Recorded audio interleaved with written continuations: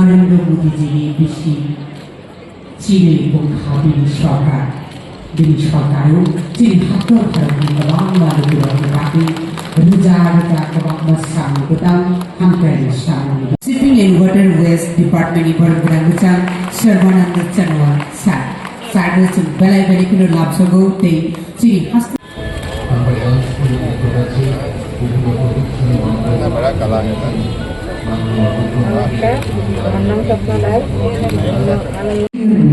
Shipping and Waterways beranggucan Sarvananda Chanwal Sar. Bangsa lain tabuk langsung lain tunggu tinggi tunggu ciri situ tinggi.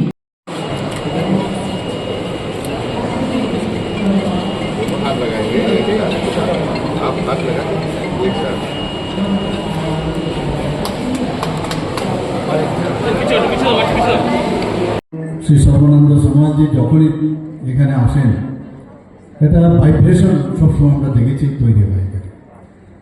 ওনার বলার মধ্যে যেভাবে মানুষকে influence করে, যেভাবে মানুষের সামনে উপস্থাপনা রাখে, তাতে করে কিন্তু মানুষের মধ্যে একটা ইন্সপাইরেশন সেটা হয়। এই আজকেও আমি দেখলাম এবং সেটা সবসময় থাকবে। এবং মাতা ত্রিপুরী সুন্দরীর কাছে আমি প্রার্থনা করব উনি এইভাবে আমাদের ত্রিপুরাতে বারবার আসুক এবং আমাদেরকে ইন্সপায়ার করুক।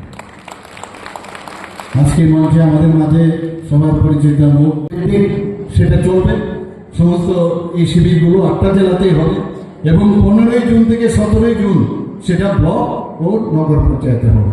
তো এইভাবে এই যে স্কিমগুলো সম্পর্কে আমরা অনেকেই জানি, যারা আজকে আমরা ভাষণ দিচ্ছি এখানে, যারা স্টেজে বসে আছে, আমরাও কিন্তু সেটা জানি না অনেকে। কিন্তু এইগুলো তো যত আমরা জানবো, জানানোর জন্য এই শিবিরগুলো আমরা করছি এবং যাতে কোনো জায়গায় একজন মানুষও যাতে সেটা এই যে স্কিম যার জন্য যেটা ফিট হবে সেই স্কিমগুলো যাতে তার যে ফল সেটার বেনিফিটটা নিতে পারে, তার জন্যই এই শিবির।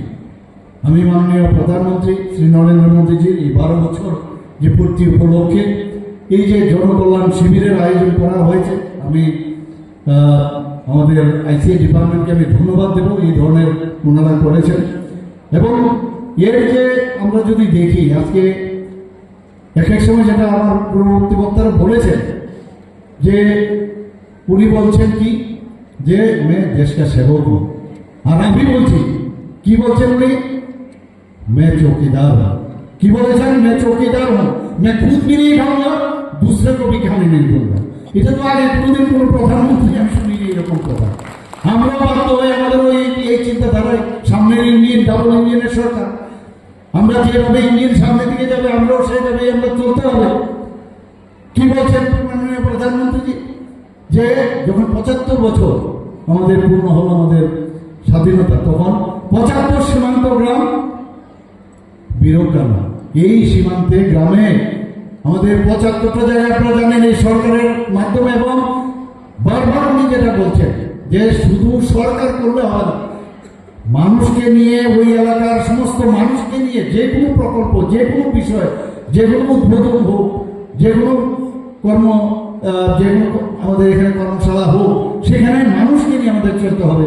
75 সীমান্ত গ্রাম এবং সেখানে বীরগ্রাম, ওইখানে আমরা জীবনও পাইনি যে ওই জায়গার মধ্যে ওই গ্রামের কোনো লোক সেখান থেকে দেশের জন্য কাজ করে গেছেন, দেশের জন্য প্রাণ বলিদান হয়েছেন। সেটা আমাদের দেশ স্বাধীনের আগেই হোক বা দেশের জন্য পরবর্তী সময়ে সেখানে বিএসএফ হতে পারে, টিএসএফ হতে পারে, সেখানে সিআরপি হতে পারে। আমাদের ত্রিপুরা রাজ্যের আর্মিতে তার নাম সেখানে খোদাই করে রাখা হয়েছে।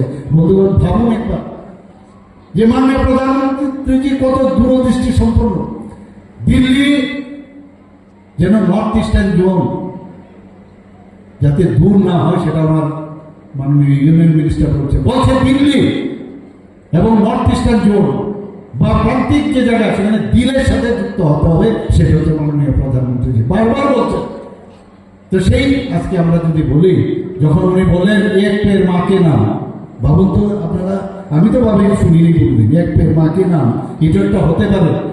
আমরা সবসময় যখন বড় মহোৎসব হয় আমরা পের লাগাতাম, ছোটবেলায় করতাম না, কিন্তু এবার যে স্পেশাল লক্ষ লক্ষ গাছ আজকে লাগাচ্ছে সেই জায়গার মধ্যে আজকে এই মারকে স্মরণ করলাম, আবার এখানে পেরও লাগলাম। আজকে কর্তৃপক্ষের কথা আমার পূর্ববর্তী বক্তা বলেছেন যে রাজপথকে আজকে কর্তৃপক্ষ নাম দিয়েছে। আপনারা সবাই জানেন মেরা মাটি মেরা দেশ বলেছেন কিনা?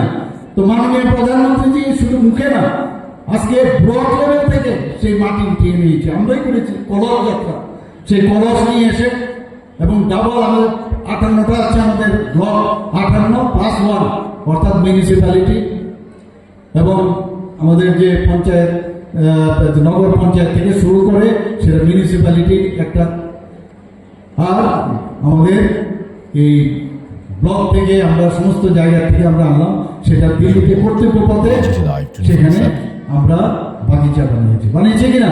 তো ত্রিপুরাতেও আমরা বানিয়েছি আজকে, এবং বলছি ইন্ডিজিনাস যে পেড় আছে সেটা লাগাতে হবে সেখানে। ভাবুন তো, এই যে অমৃত বাটিকা, এটা ভাবা যায় কোনোদিন? এইভাবে একের পর এক আপনি যখন কর্তৃপক্ষে সে বাগিচাতে আপনি যাবেন, বলবেন সারা দেশ আজকে একটা জায়গায় চলে এসছে, সেই প্রতিটা জায়গা প্রতিটা প্রান্তের যে মাটি সেখানে আজকে চলে এসে যে ইউনিটি ইন ডাইভার্সিটি, এই ব্যবস্থাটা সবকিছু তো মানসিক বিষয়।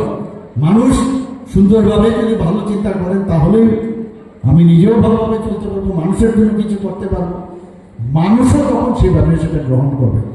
এরকম প্রধানমন্ত্রী যে আমরা পেয়েছি, এর আগেও আমরা দেখেছি, আমি বারবার সেটা না বললে নাই, আজকের দিন তো বলবোই আমরা, যে হর ঘর তিরঙ্গা।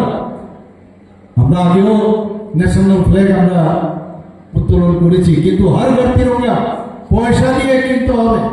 সারা ত্রিপুরা না, শুধু সারা ভারতবর্ষের মধ্যে 15ই আগস্ট আপনারা সবাই জানেন যে হর ঘর তিরঙ্গা।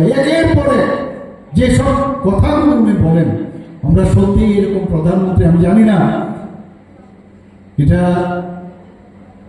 মানে মাননীয় প্রধানমন্ত্রীজি 2014 আগে এবং 2014 পরে ভারতবর্ষের কি অবস্থা এটা নিয়ে রিসার্চ আগামী দিন হবে, এটা আমি নিশ্চিত।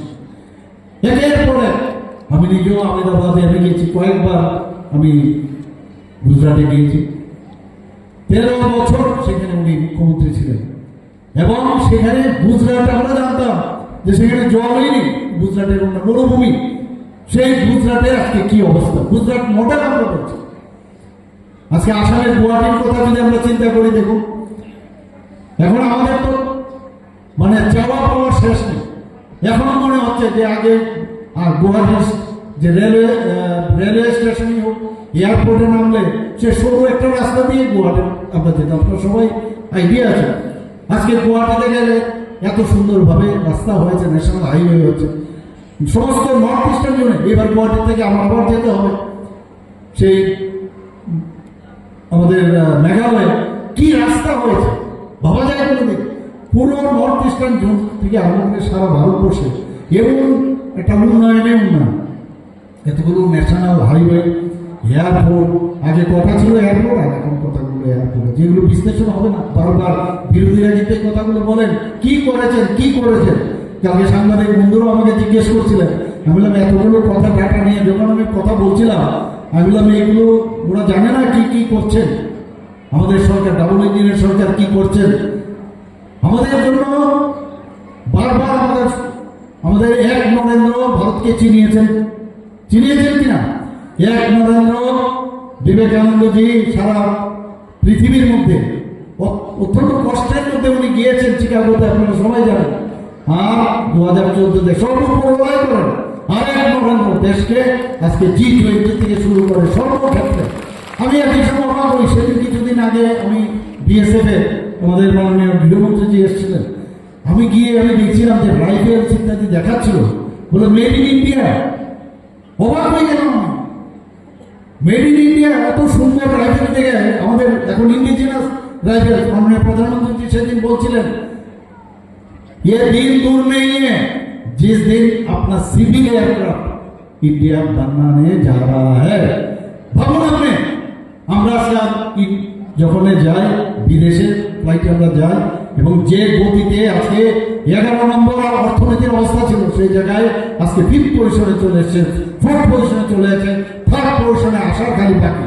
সেই জায়গায় একের পর যেভাবে আমাদের জিডিপি এখন অন্যান্য পৃথিবীর সব দেশগুলো আপনি দেখুন জিডিপির কাহিল অবস্থা, বড় বড় দেশে 2% মাইনাস অবস্থা, সেই জায়গার মধ্যে আমাদের জিডিপি আজকে 8 থেকে 9% হয়েছে। এটা কি এমনিতেই হয়েছে? বিকশিত ভারত শব্দ এমনিতে লাগায়নি, বিকশিত ভারত ডেভেলপ টাইমলাইন দিয়েছে 2047 100 বছর যখন পূর্ণ হবে ভারত বিকশিত হবে। বিকশিত ভারত হতে সমস্ত রাজ্যগুলো বিকশিত হবে। আমরা এই যে একটা যে মাননীয় প্রধানমন্ত্রীজি যে বলছেন একটা দিন ছুটি নেননি, আমরা কি করে ছুটি নেব?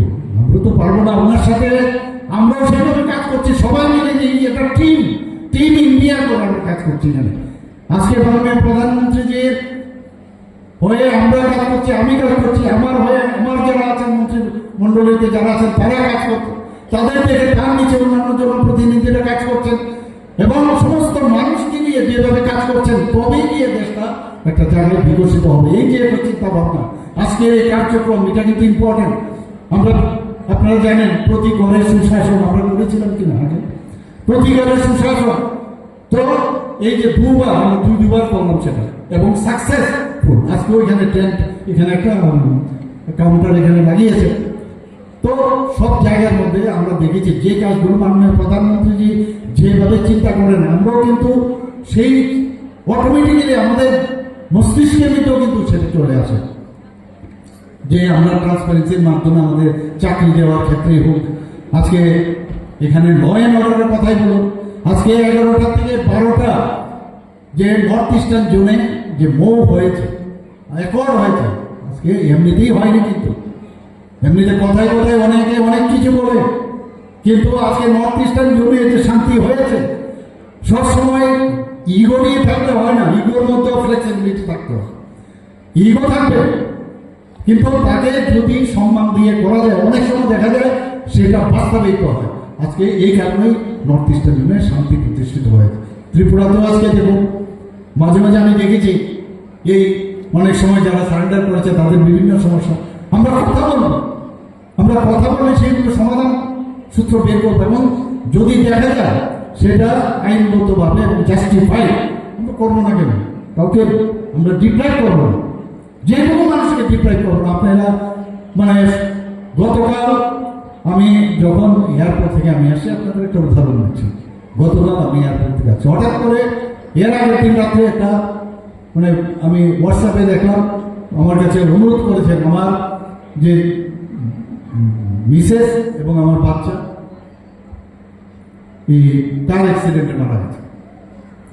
দেখা মাত্র আপনি আমাকে যদি চেন্নাই হায়দ্রাবাদে যদি আপনার কেউ জানাশোনা থাকে আপনি আছেন, আমি এত খারাপ লাগলো, আমি কেন মানে আমার কাছে এত ফিলিং হচ্ছিল যে কেন আমি রাত্রিবেলা সেটা দেখলাম না। আমি সাথে সাথে গাড়িতে আমার সঙ্গে আধিকারিকদের কথা বললাম, আমি ইভেন আমাদের রাজ্যপালও এয়ারপোর্টে দেখা, ওনাকে আমি বললাম আপনি কোথায় যাচ্ছেন, বলছেন আমি হায়দ্রাবাদে যাচ্ছি। আমি ওনাকে বললাম আপনিও একটা নাম্বার দিয়ে দেবো যদি হেল্প করতে পারেন। সাথে সাথে এখানে বললেন যে ওর সাথে কন্টিনিউয়াস কথা হচ্ছে যে আমার এত টাকা, আমি সাথে সাথে ব্যবস্থা করছি। এই যে মানুষের জন্য যে করার মধ্যে যে আত্মতৃপ্তি, এখানে বাহবা নেওয়া বা ভোটের জন্য বিষয় না। এবং এইগুলো আমরা কার থেকে শিখেছি? একমাত্র মাননীয় প্রধানমন্ত্রী মোদীজির সাথে যখন দেখা হয় উনি প্রথমে বলেন লোক ক্যা कहते हैं, ভাবুন আপনি লোক ক্যা कहते हैं, এইভাবে কথা বলেন। তো মানুষের জন্য যা করা বিভিন্ন স্কিম এত মনে প্রাণে উনি করছেন, সেগুলো স্যাচুরেশন হচ্ছে কিনা তার জন্য মনিটরিং চিফ সেক্রেটারিদেরকে নিয়ে সকাল থেকে রাত্রে পর্যন্ত 2 দিন উনি বসেন যে সমস্ত যে আমার স্কিমগুলো আছে সেটা স্বামিত্ব যোজনাই হোক, যেটা প্রধানমন্ত্রী আবাস যোজনাই হোক, আজকে আয়ুষ্মান ভারতই হোক, সব কিছু আপনারা দেখুন। এই যে আয়ুষ্মান ভারত আমরা যেটা করলাম, প্রধানমন্ত্রীজিকে দেখে আমরা কি করলাম, আমরাও ভাবলাম এই যে অনুপ্রেরণা ইন্সপায়ার হলাম, মুখ্যমন্ত্রী জন আরোগ্য যোজনা আমরা শুরু করেছি কিনা। ত্রিপুরা একমাত্র রাজ্য যেখানে 100% আজকে এই যে হেলথ ইন্স্যুরেন্স সেটা কিন্তু কভার। আমি গর্বের সাথে আমি এনইসির বৈঠকে আমি সেটা বলি।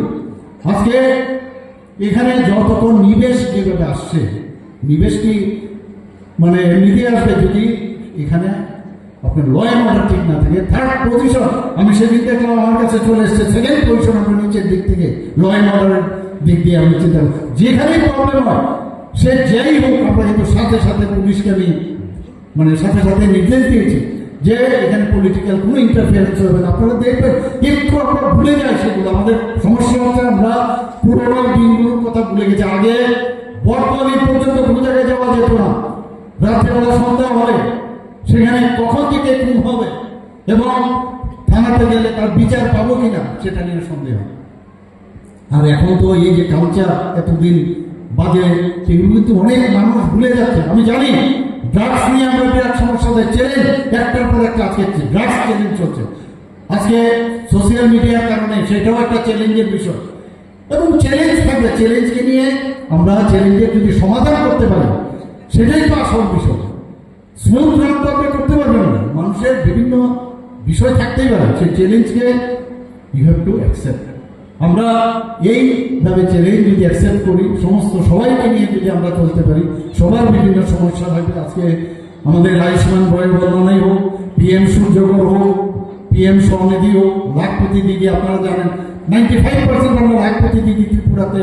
আমি মাননীয় ইউনিয়ন মিনিস্টার মহোদয়কে আমি বলছিলাম যে ত্রিপুরাতে 1,18,000 আমরা টার্গেট করেছিলাম আমরা লাখপতি দিদি, সেখানে আমরা 1,08,000 অলরেডি। तो बेटा बेटियों का चिंता करने का कोई कारण नहीं है।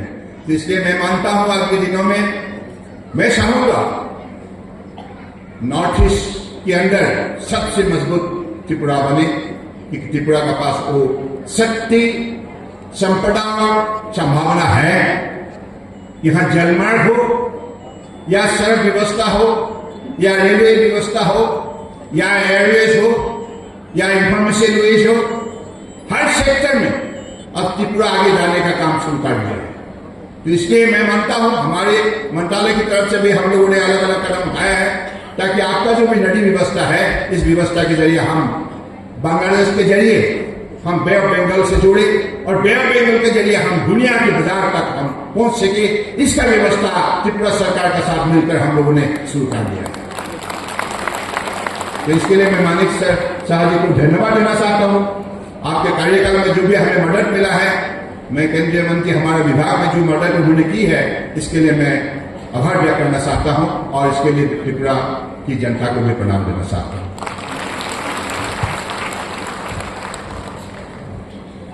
देखिए, निष्ठा से अगर कोई काम करे तो वो आस्था का पात्र बन सकता है। Without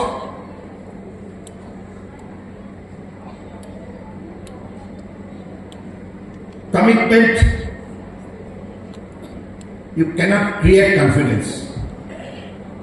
So whatever we are to do with commitment. जो मोदी जी ने दिखाया है, मोदी जी ने कहा कि पिछली सरकार ने बहुत लंबे लंबे भाषण दिए, गरीबी हटाओ, गरीबी हटाओ, ये करूंगा वो करूंगा, लेकिन हमारे नॉर्थ ईस्ट में उन्होंने शांति व्यवस्था वहां लाने के लिए उन्होंने कदम नहीं उठाया और वो संपूर्ण विफल रहे। लेकिन परम आदरणीय प्रधानमंत्री जी ने यहां उग्रवादियों का साथ बात किया, समझौता किया। 10,000 से अधिक उग्रवादियों ने उन्होंने हथियार छोड़ दिया और हमारे मूल नेशनल स्टीम पर उन्होंने शामिल हो गए। इसके वजह से आज नॉर्थ ईस्ट में शांति व्यवस्था संभव हुई। शांति होने के वजह से आज विकास की रूपरेखा बदल चुका है और जबरदस्त विकास के इंजन पर आज नॉर्थ ईस्ट चलने लगा है। तो इसलिए मैं मानता हूं कि नई पीढ़ी जो है, सबके लिए आज परम आदरणीय प्रधानमंत्री जी ने जो भी अलग अलग कार्यक्रम घोषणा की है, चाहे महिला के लिए हो, युवा के लिए हो, किसानों के लिए हो, गरीब के लिए हो, सबके लिए, सबका साथ सबका विकास। There is no discrimination. Bharat में ऐसा कोई समुदाय नहीं है, छोटा हो या बड़ा हो, सबको साथ लेने का काम अगर किसने किया है तो वो है आदरणीय प्रधानमंत्री नरेंद्र मोदी।